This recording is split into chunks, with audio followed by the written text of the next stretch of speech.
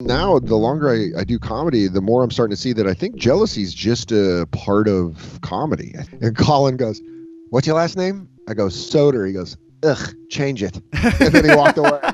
Finishing your closing bit while half the room is leaving is one of the most humbling experiences anyone can go through. When you're like, and then I say to him, because you have like that line locked up, you know, you're like, I go over there and I look at him and I say, "That's not a parachute," and people are just walking out and you're like, "Thank you, everyone. Good night."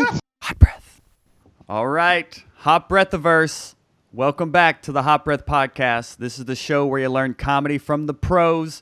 This is our live Q&A series. If you're watching this on YouTube or listening to the podcast later, go join our Facebook group. It's free. There's comics from around the world in there, connecting and engaging and getting access to some of the top comedy minds in the world. And without any exception, our guest definitely ranks on that. So without further ado, ladies and gentlemen, hot brethren and sister, and welcome to the Hot Breath of Verse, Mr. Dan Soder. Ladies and gentlemen, Dan Soder. Hey, what's up? Hello, digital people. Hello, not being able to hear applause. It's creepy as hell. There was a sound effect, if that makes you feel any better. That makes me feel much better. I didn't hear it, so I didn't get the fake adulation. So I didn't get that the fake bump, the fake spike in adrenaline. Oh, but you will get the hot breath bump. I will say, after Mark Norman did his first hot breath episode a few years ago, his career just took off. So I think this may be your big break, Dan. I knew this was the fuel in Norman's tank. I fucking knew it. At first, I was like, "Is it because he writes such great jokes and he's a great comic?" I'm like, "Nope, he's got that hot breath. He got that hot breath rub." So what we can do, actually, because I was gonna start with the quarantine situation and all this, but we were talking off air. We'll just jump into what we were talking about with the comedy show that we just saw happen in New York, and your jealousy. I think you said you're feeling very jealous. Oh yeah, dude, immediately jealous. I saw. Well, actually, I woke up. I think it was yesterday, and my girlfriend was on Instagram, and she was like, "Oh, did you see they did that Michael Che did a comedy show?" And I was like, "Yeah, I heard he was going to do that." And then I saw pictures and immediately was like, man, it's so funny, like the insecurity of a comedian, or just my insecurities. I can't speak for everyone. But immediately I was like, oh, I want to do stand-up right now. And then number two, I was like, oh, man, I didn't get booked on that show. And then you're immediately like, yeah, dude, Che's like, he did like a show in the back of a flatbed in Long Island City. And the lineup was awesome. It was Petey, Rosebud Baker, Nimesh. There was a lot of fun comics on that. And then Big J and Joe DeRosa went up with Che and like hung out and like, you know, talk shit. And that was also why I was jealous. I was like, man, that would be so fun just to be. Honestly, I don't know if I'm jealous for the stage time or if I'm jealous just to be around people making other people laugh. Yeah. I think that's something that I really fucking miss.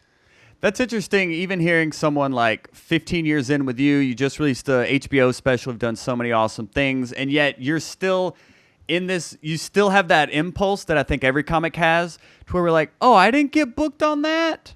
Yeah, dude. There's a conspiracy.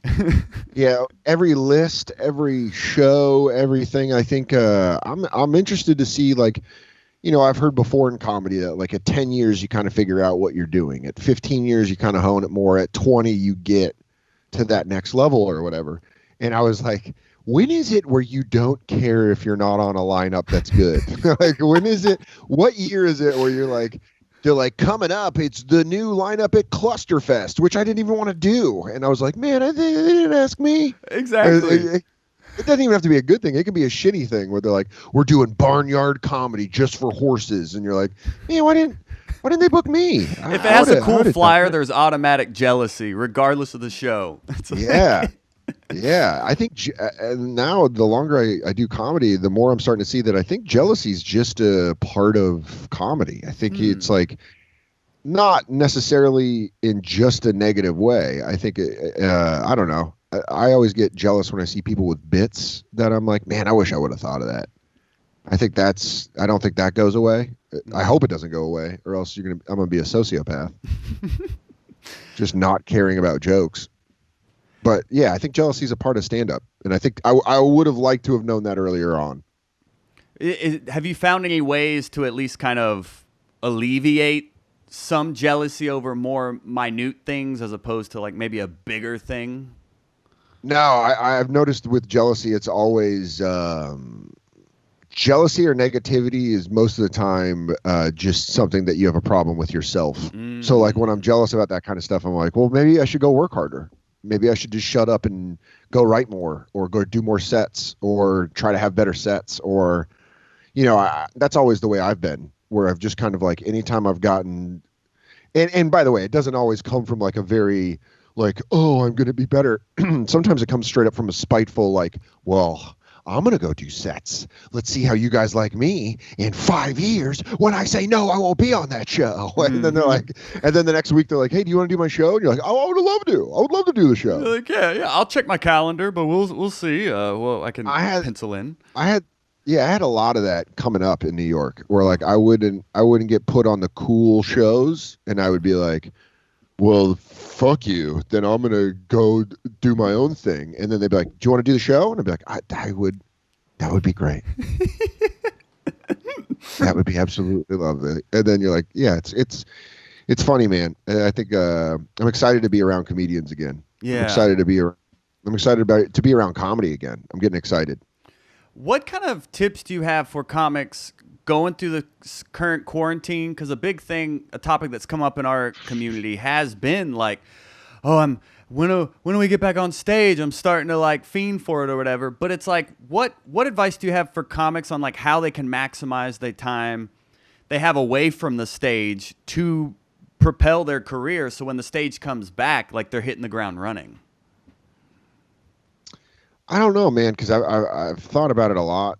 Even a conversation I had with my mom where she was like, if this would have happened to you 10 years ago, you'd have to move back to Denver. And I was like, yeah, absolutely. I would absolutely have to move back. Shit, if this happened in 2013 or 2014, I would have had to move back to Denver.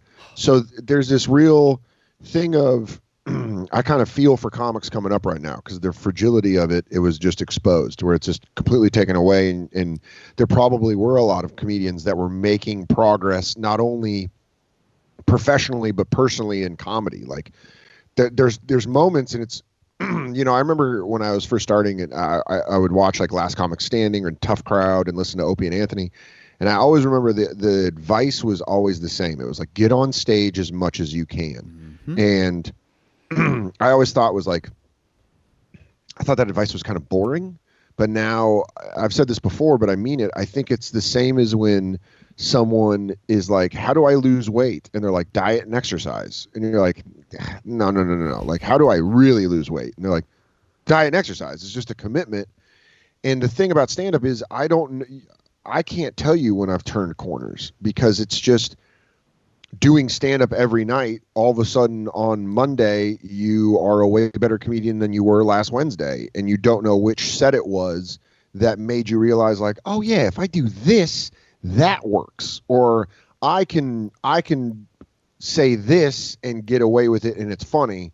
I can't say that and get away with it. So my best advice for comedians going through this right now, because I hope we're at the tail end of it, but I also don't know, would be try to find a way to scratch that itch without being able to do stand-up. If you can do that via Zoom shows or, online shows, I would say do that. I don't necessarily like them, but I'm lucky enough that I can wait for audiences to come back.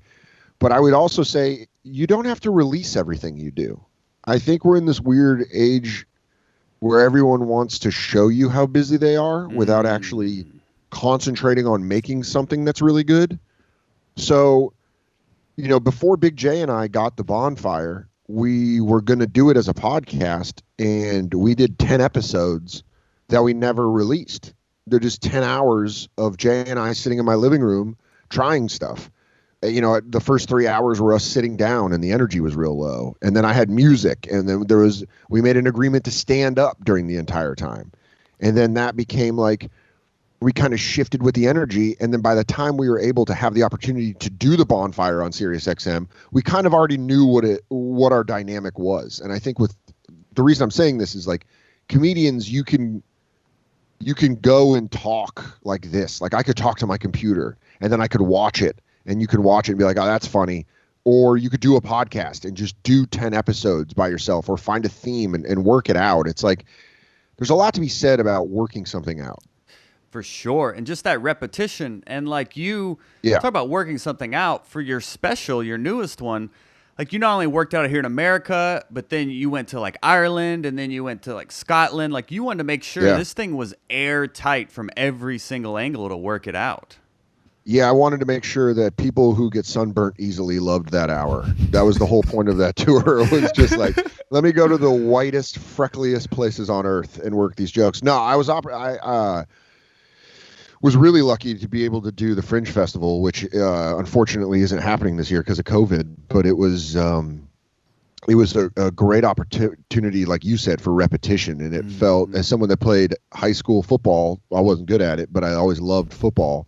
It felt like going to a football camp where it was like, oh, I have part of the day to do Edinburgh stuff, walk around, get a coffee, hang out with Sean Patton, who I was really lucky to live with, him and Jeffrey Baldinger and Caitlin Cook. And it was like a good house to live in because it's 3 other people doing shows, but also just 3 people that I got to live with and know better. But it was the best thing possible. Anyone that's doing an hour, whether it be an album or a special, I can't recommend doing the Fringe Festival more because it's just, you go through an entire process of learning, failing, rebuilding, leaving strong. Michelle Wolf told me while I was there, she's like, when you get back to America, you're going to feel like a fucking like you have superpowers, because you've just been doing it every night for an hour. And the first show I did back was like, was the Kevin Barnett benefit at Brooklyn Steel.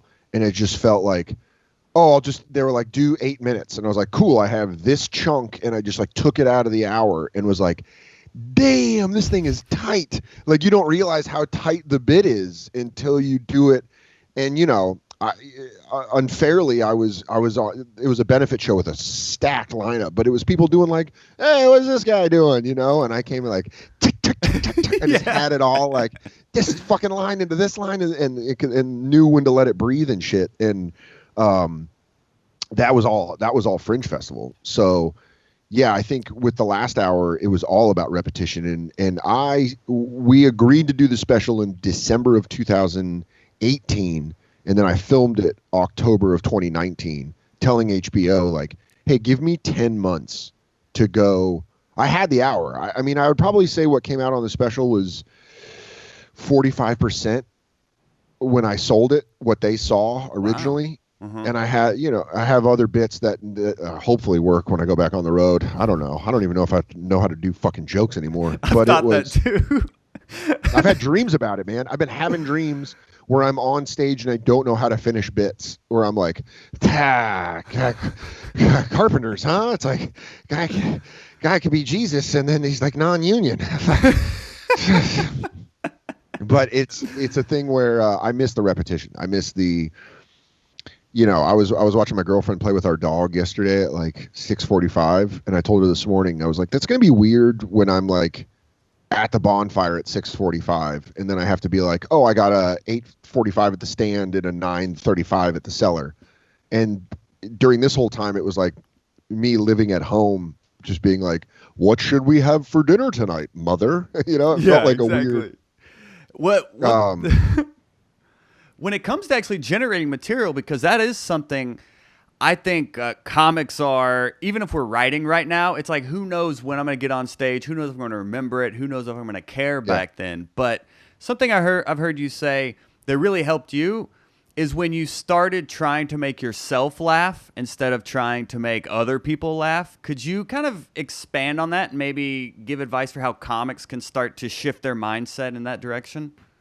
God damn, dude, you're nailing it. I just got out of a therapy session where we talked about all of this, and it was a thing of, you know, I have a desperate need to be liked. I think all comedians do. I think that's why we have to stand up on stage and ask for the affection of strangers. But I also think it comes in different shades, and I think some people like negging an audience and pushing at them and being like, huh, fucking, but you still like me.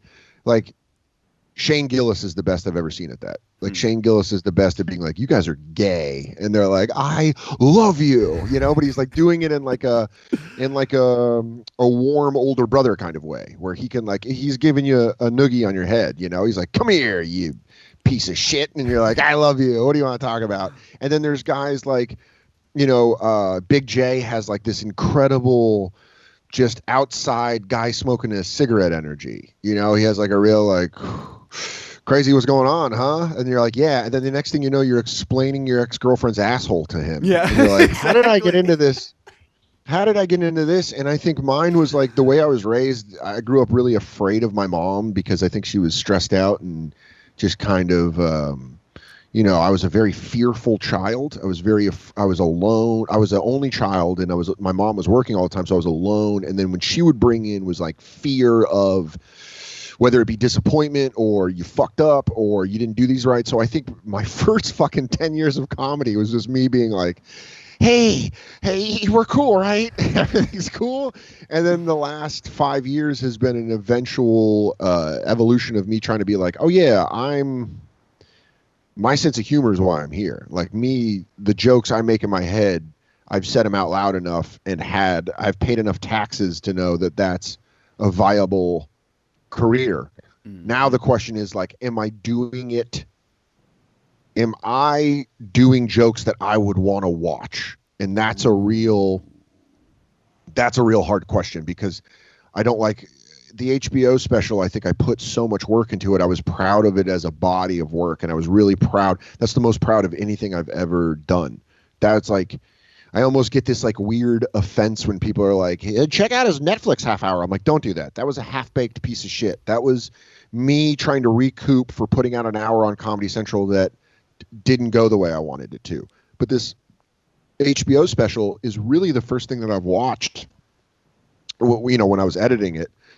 I'd never watched it after I edited it, but where I watched it, I'm like, yeah, these bits are completed. Like they're completed. That's something I have to thank Fringe for. I went all the way through the bit, and when you go all the way through it, and it's like a great book that people should read, comedians should read, that helps with comedy, I think, and I'm about to reread it, is How to Win an Argument by Cicero. It's this book that I found, in a bookstore, being a pretentious dickwad, but I found this book and I was like, oh, he was a lawyer who had to not only represent his friends, but his enemies. And he's like one of the greatest arguers. I don't even know if that's a word, but he's like one of the greatest shit talkers of all time. And he lays it out. It's a very short read, but it's something in it really, I read it before I did Fringe, and it made me, I kept thinking about this during the Fringe Festival, which was like, when you have an idea, cast a very wide net so that when you pull it back, you've gone through everything. So when you have an idea, like cast the widest net possible to see what you can catch in it. And then when you pull it all back in, you'll know you went everywhere with the idea. So where you settle will be the best idea.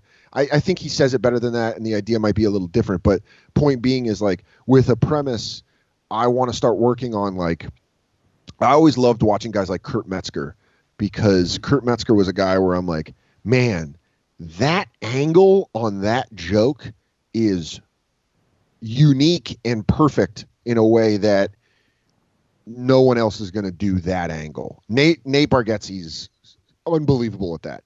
Nate Bargatze is unbelievable at finding those in things that are just as simple as like grape jelly. If I say like grape jelly, like I've had several conversations on the phone with Nate where in conversation he said something, whether it be about buying a tiger or whether it being about having ketchup in your refrigerator. At the time it was grape jelly and he changed it to ketchup. But then I'll watch his stand up and be like, my God, he's got 4 different angles on that maybe we didn't have in the conversation, but that he's built into this that are just genius. It's just so funny. And I really love that about all my friends. A guy like Vecchione who can do a megabus bit, where if I told you there's a megabus bit, you'd be like, I don't know if I can listen to 15 minutes of that. But then you see Vecchione's and it's layered and it's nuanced and it's really funny. And I always really love those kind of jokes.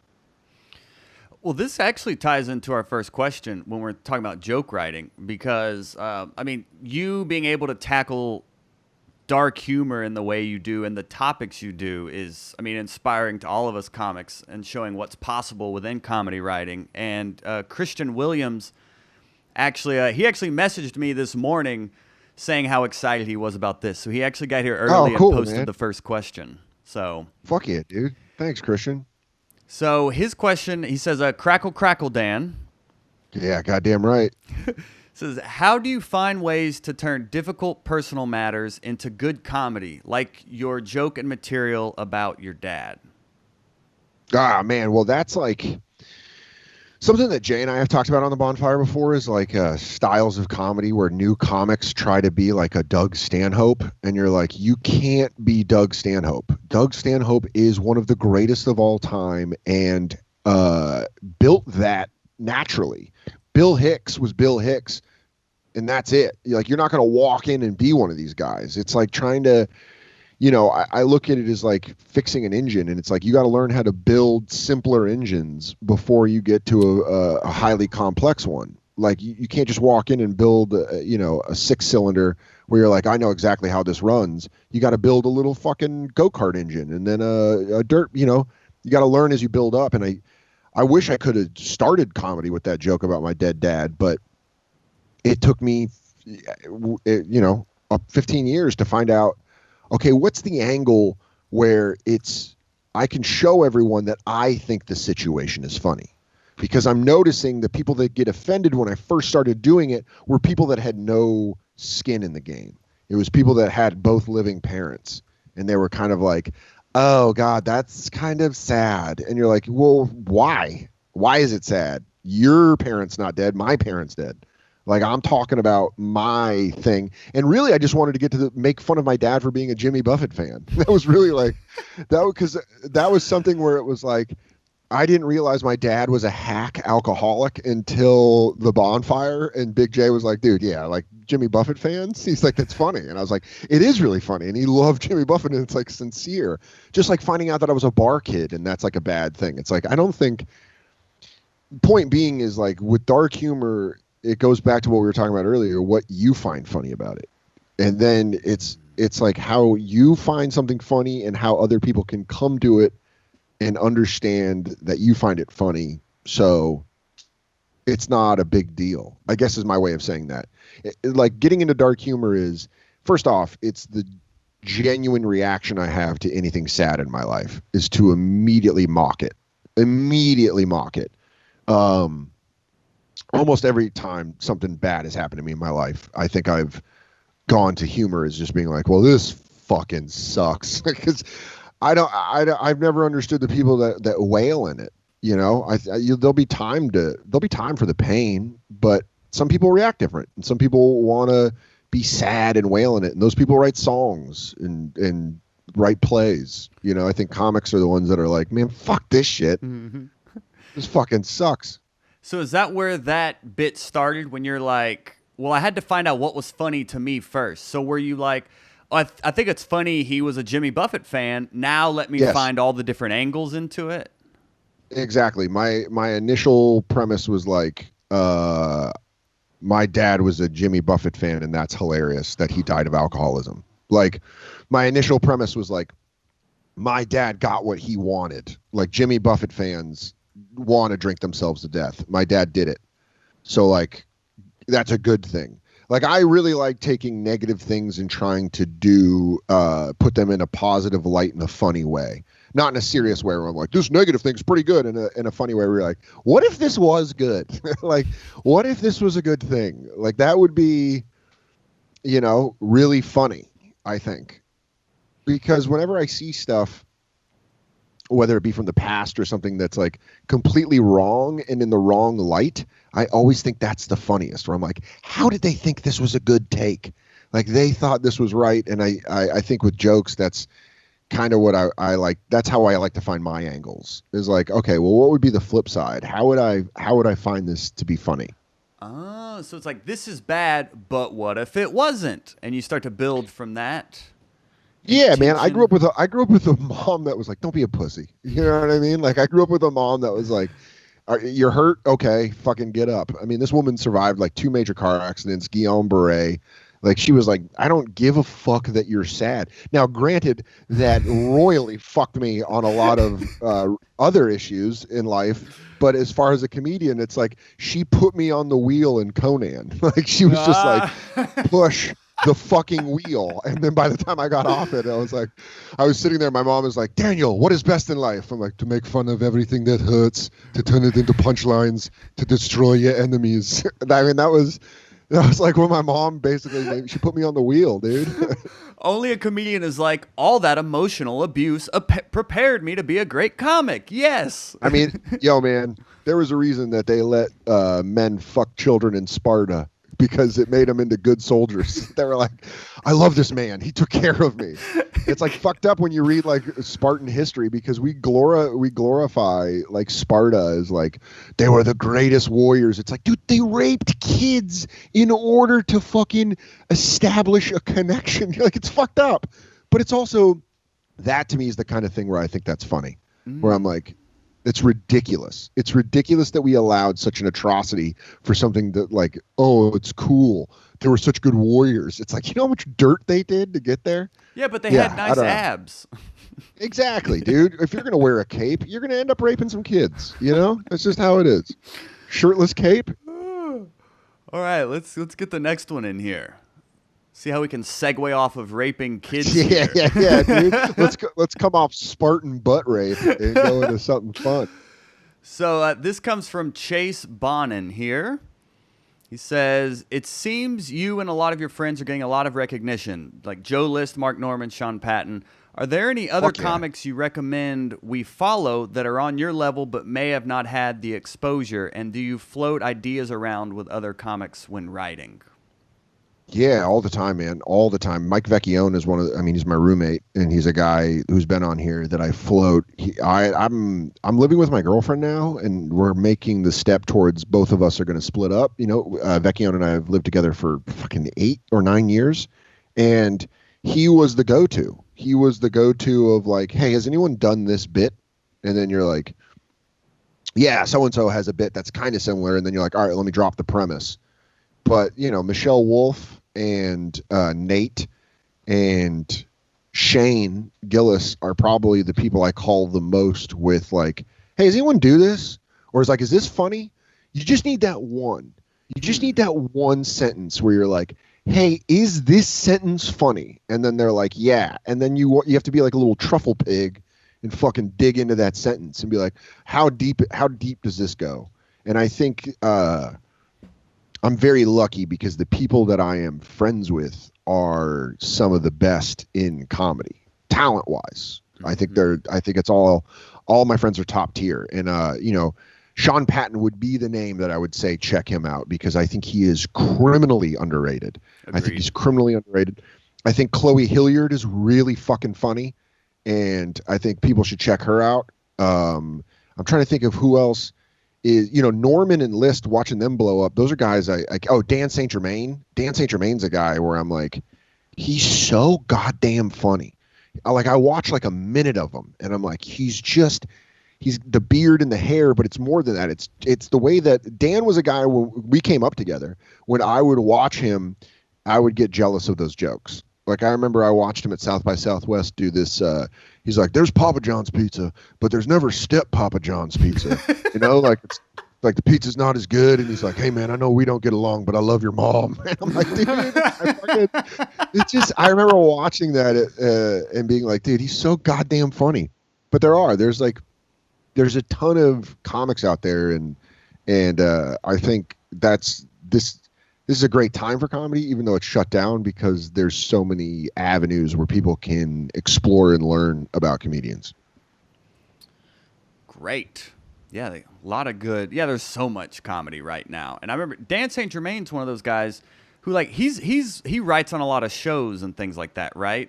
Yeah. So it's like, it's kind of like in Ian Edwards, who we've had on here, it's like, he's super funny, but he's been in that writing world that can kind of conflict with getting that stand-up exposure. Absolutely. One of the funniest people I think that I've ever seen in my life, Luke Cunningham. was a great stand-up comedian and got started writing, and then walked away from stand-up. I don't know if it was a good or bad thing, but he was a guy where I would watch him do stand-up, and then he'd be like, "Yeah, I can't really do it that much. I got to go write." And I'm like, "God damn it, dude! Your stand-up is so fucking funny." And yeah, it's just there's people like that. There's just people that comedy is a business, and a part of this business is traveling. And if you're going to do stand up, you have to be willing to be gone Thursday through Sunday most of your life, living in a hotel room. But if you love comedy enough and you have a video game system and some decent weed, not a bad weekend. Oh, you're a beacon of inspiration for all of us, Dan. Yeah, it's smoke weed, play video game. And the next one is from Lee Hudson, who's actually he's from across the pond, actually. So yeah, I feel like I've met Lee before. Maybe that name sounds familiar. I don't know, man. Again, I smoke weed and play video games, so it could have been a created character or something. I don't know. But we have comics all over the world that tune into this. So he asks, what is it like working with Chris Storer to shoot your special? Oh man, he was great. Chris Storer fucking nailed it. I think I'm in this weird part of my life where I'm learning how to speak up for what I want creatively, which I think is a weird time because it's kind of like I think in general white guys need to do less public squawking and do more listening, but then like creatively it's weird because it's like, oh yeah, I've learned that if I don't say what I want, the thing that I'm going to make isn't going to be what I want. And that's a hard thing, is to go through the process of making something and being like, I would have done it a little bit different. I loved the way that my hour special for Comedy Central, Not Special, was filmed. Marcus LeBoy, I fucking up his last name, Marcus, and the guys there did a great job shooting it. Chris Storer came in, and I had to have a conversation with him where I was like, "This is exactly what I want.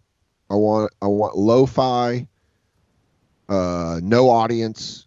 I want an old school feel to a stand-up special." I felt like everyone now was doing shiny and bright and like big words and neon, and you're like, fucking, this is stand up. Look how big this fucking stage is. Oh my God, you can't cover it in an hour. And I wanted to do something that was like, yeah, man, here's me in the pocket, just fucking firing jokes off. And here's an hour of like, I didn't want one moment of fat. I wanted it cut. I wanted it in there. And I told Chris, I was like, I want you to film it in a specific way. And he said yes. And I believed him. And then when we did Tech Scout and all that shit, and I showed up the day of the special and he showed me what the cameras look like, I was like, fucking A, dude, you did it. You did the exact thing I wanted. And he was like, and it's great to be like, to have surprises where they did a shot in the special where it was my back. So it's the spotlight and then my back, and then you can barely see the audience around it. But I loved that shot. And that wasn't something I asked for. That was just something that he did. And Chris is a guy that he understands what the fuck you're trying to get. And so he was really super easy to work with because it was a thing of like, oh man, you're hearing what I'm saying, and that makes me think this is going to come out the way it did. And then when I watched the first cut, watching a cut of a special is really fucking difficult because you can't, I've learned when editing a special, listen to it first, then watch it. Because if you're trying to listen and watch, you're going to get lost in like hand movements and shit like that. And I listened to the HBO special and I was like, yeah, that's what I wanted. That's the hour. And then I watched it and I was so pleasantly surprised of like, oh shit, man, this guy fucking did it. This guy made this into the thing I wanted to. Well, let's take you off your high horse here, and let's take you back to your worst bomb. This is kind of like a combo question. Matthias Siegel and John Russos, both are asking bombing questions. But let's go with, one is like, do you remember the first time you bombed? But maybe maybe your biggest bomb and how it felt. Well, first, just because I know off the top of my head, the first like real bad bomb that I had was at an open mic at Laughs in Tucson, and it was a 3-minute spot. And I went up there, and I hadn't really gotten into writing out sets. I kind of had ideas and was like, when I get up there, I'll just fall through the idea. Also, Marcus Raboy, I just remembered his name, and I feel like a dickhead because he directed my. I remember going on stage. I remember exactly what I was wearing. I remember premises that went nowhere, and then I would bail and go to another premise that went nowhere. So it'd be like, you guys ever go to the grocery store and you like I went on a date. I was trying to go on a date, and this girl, and it was like that, dude. For it was a 3-minute set. It's one of the only times in my life I've ever bailed. It's one of my only times in my life I've ever bailed from the stage, and I got off at a minute and a half, and it was fucking brutal, dude.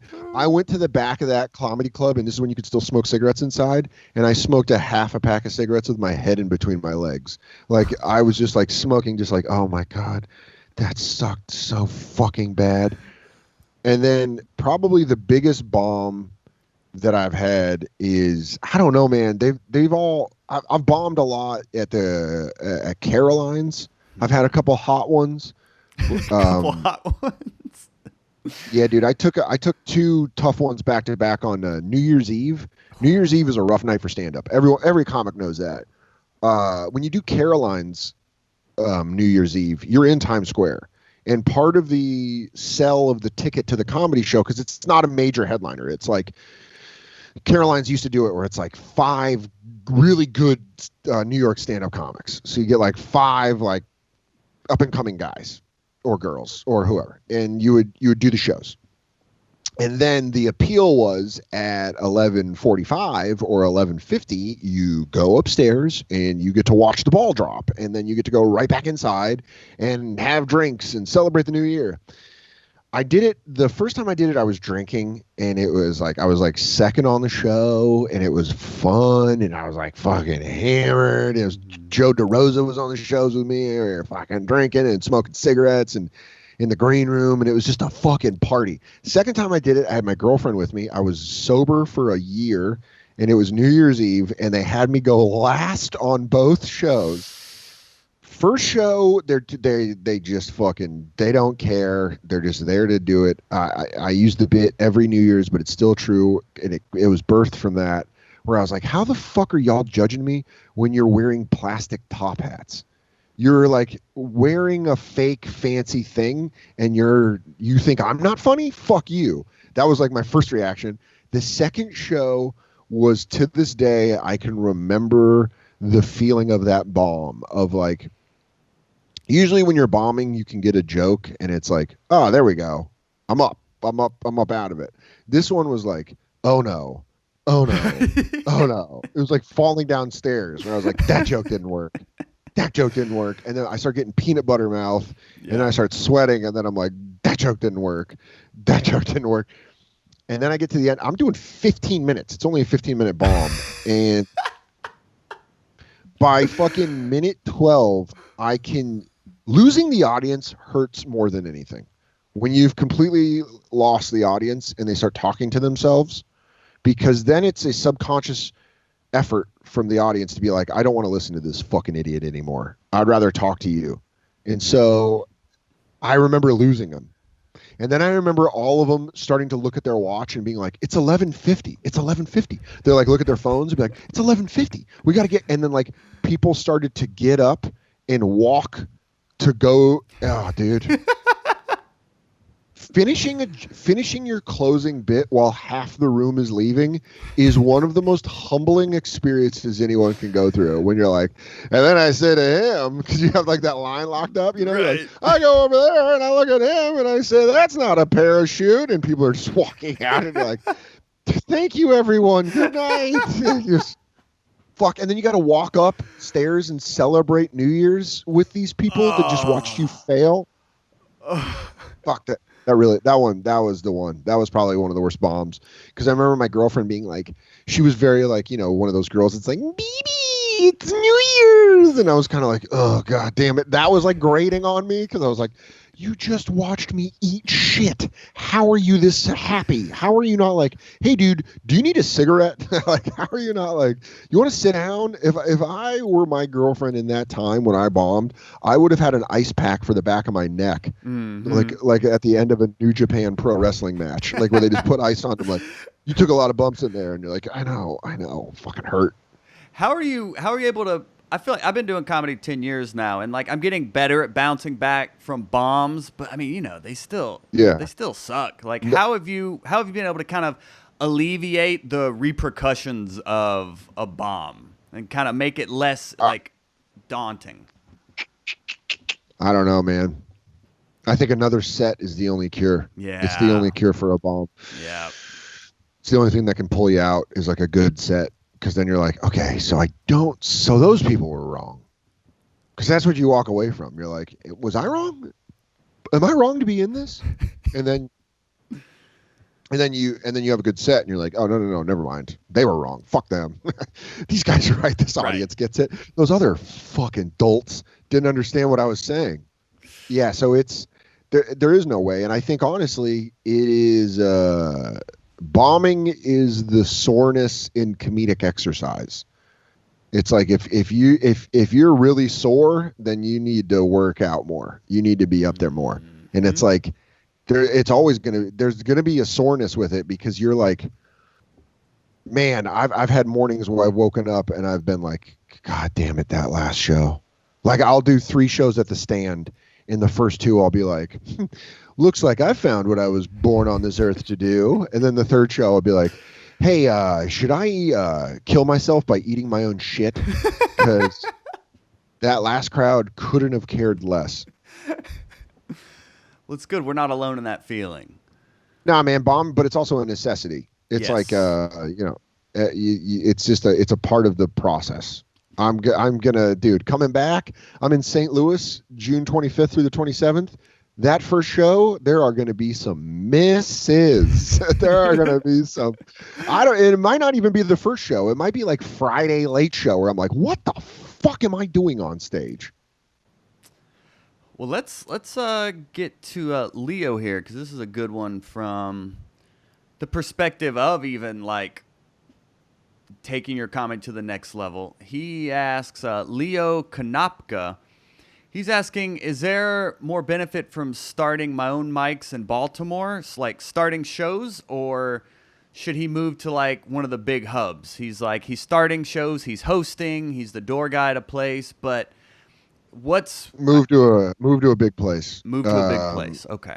My advice for anyone would be get a year or 2 under your belt to kind of understand how comedy feels in whatever city you start in or wherever city you live in. Spend about a year learning low stakes, man. Go do open mics that are stressful as fuck to you, but when you look back 15 years later, you're gonna be like, oh, that wasn't shit. So go do those. Like, it's, at the beginning of every video game where you have the really first easy level and it's just kind of there to teach you the controls of the game. Mm-hmm. That's what your local scene is. Go do that level and run through it once or twice, and then move the difficulty to hard and move to a hub.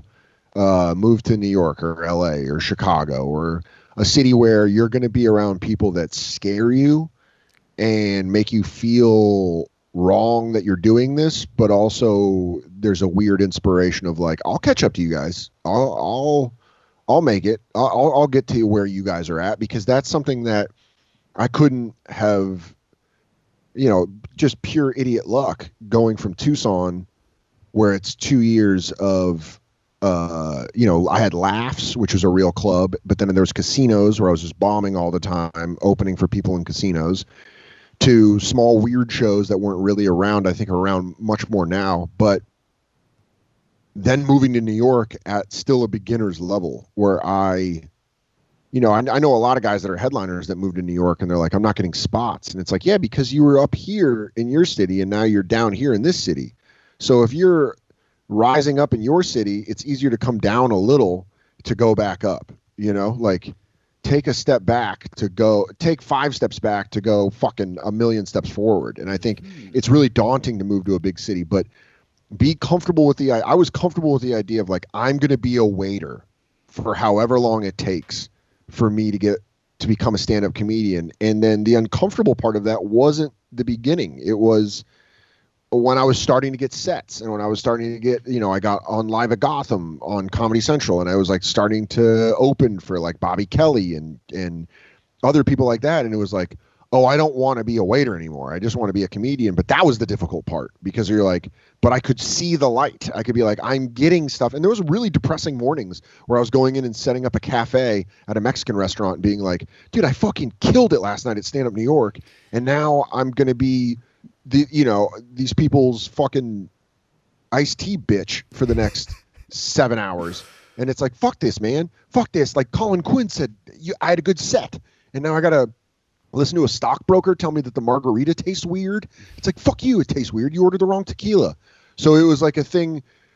That's my advice for moving to a big city. As far as starting a shows, I don't recommend starting shows, because I've seen a lot of good comedians get trapped into spot trading, where they're good enough to be on a show, but because they have their show, whoever runs the show that they were going to be on now wants to be on their show. So now you don't know, am I being booked because I'm funny, or am I being booked because I have something to give this comedian? And I think that's a dangerous spot to be in.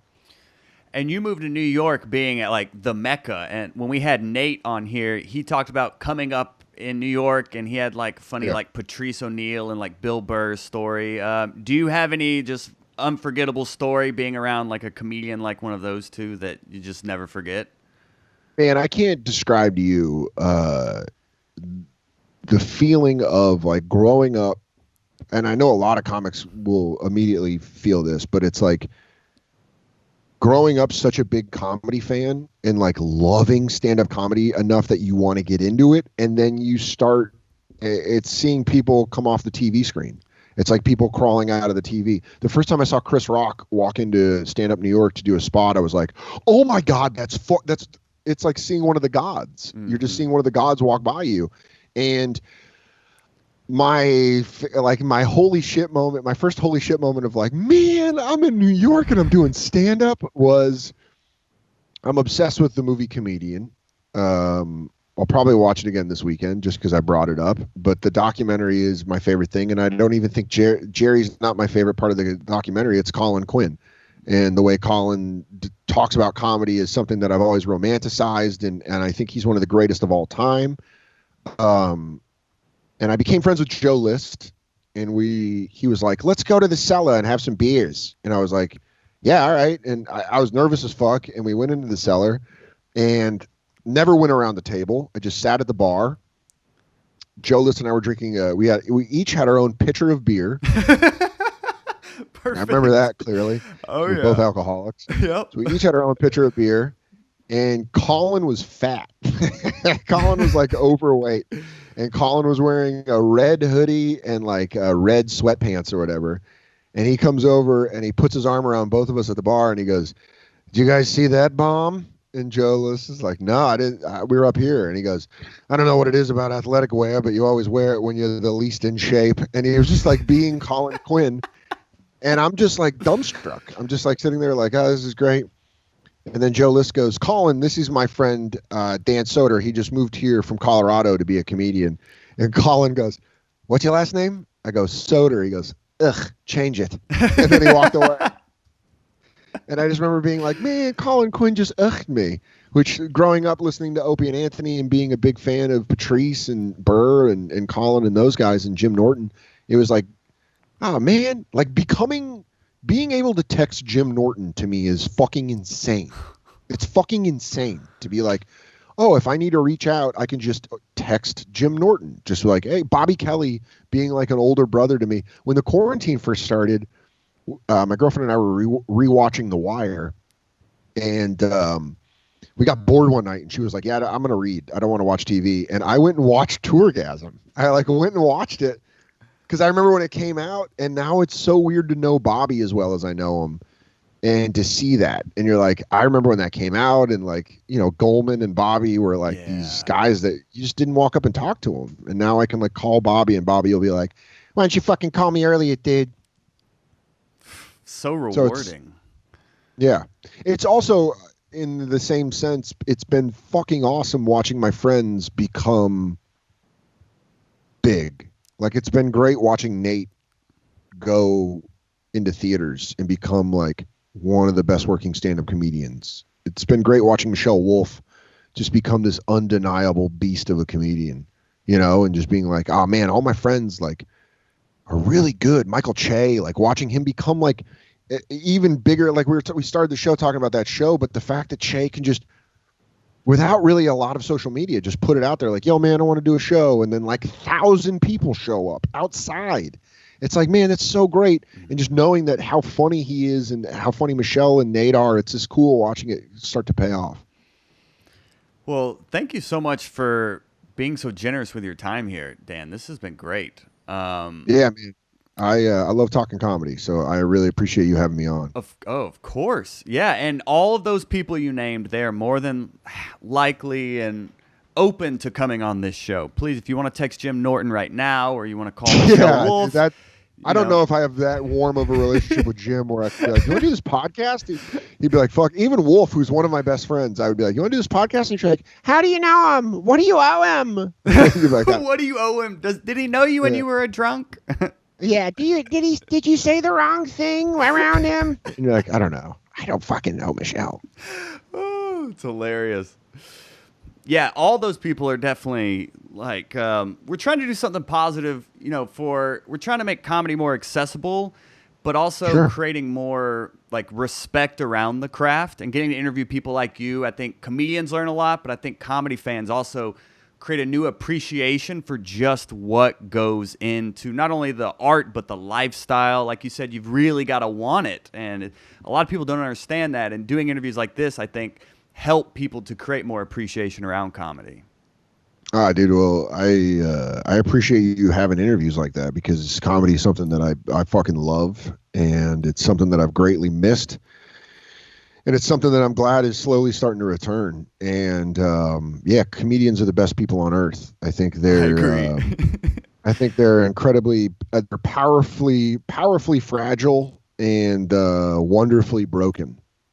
And I think that's like the best way to put it, is like powerfully fragile and wonderfully broken. It's like all my friends are, man, if I worked at an office with them, I'd have a real problem with them. But being comedians with them makes me love them more than anyone on earth. And we always like to end this show like with your closing advice for comics, whether it's a favorite tip you've picked up along the journey or just something you've learned along your way. Do you have any like closing advice or insight for comedians out there? Yeah, understand.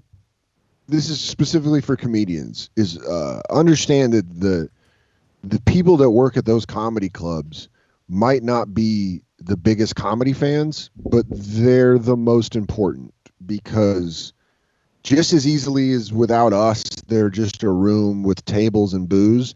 Without them, we're just crazy people yelling under a bridge. So be decent to every venue manager, even if they're a dick. Just be decent to them, unless they're like fucking, like sexist or trying to rape you or being racist or some shit. Like, then fuck them. But I'm saying, know that like most of the servers there, this wasn't their first option to work at a fucking Funny Bone.